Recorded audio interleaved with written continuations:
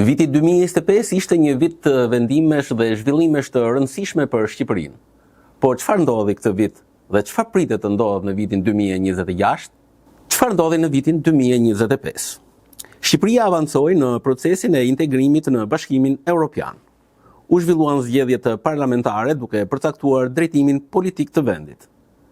Vijoi reforma në drejtësi me hetime të forta nga SPAK.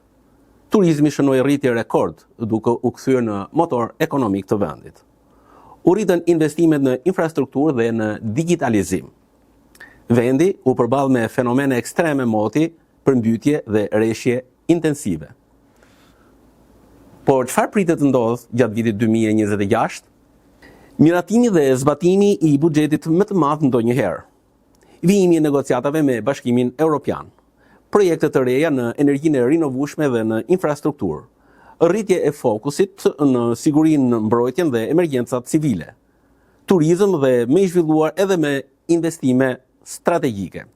Sfidë e vazhdueshme mbeten ndryshimet klimatike në vend.